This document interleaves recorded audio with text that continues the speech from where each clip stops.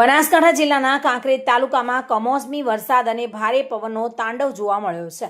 નગોટ ગામમાં વહેલી પરોઢે પવન સાથે વરસાદ પડતા પંડાલ ધરાશાયી થયો હતો, જ્યારે ખેડૂતોને પણ મોટું નુકસાન વેઠવાનો વારો આવ્યો છે. બનાસકાંઠા કાંકરેજના નગોટ ગામમાં વહેલી સવારથી જ ભારે પવન સાથે વરસાદ શરૂ થયો હતો. પવન એટલો જોરદાર હતો કે ગામમાં ઉભેલો પંડાલ ધરાશાયી થઈ ગયો હતો. આ સાથે જ કાંકરેજ અને ઓગળ વિસ્તારમાં કમોસમી વરસાદને કારણે ખેડૂતોના પાકને ભારે નુકસાન પહોંચ્યું છે. પાક તૈયાર હોવા છતાં અચાનક આવેલા માવઠાએ ખેડૂતોના મોઢે આવેલો કોળિયો છીનવી લીધો છે.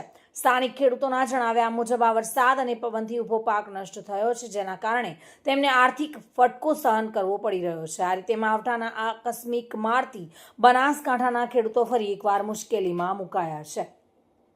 માનસી ચૌહાણ સાથે bureau report, today Gujarati news.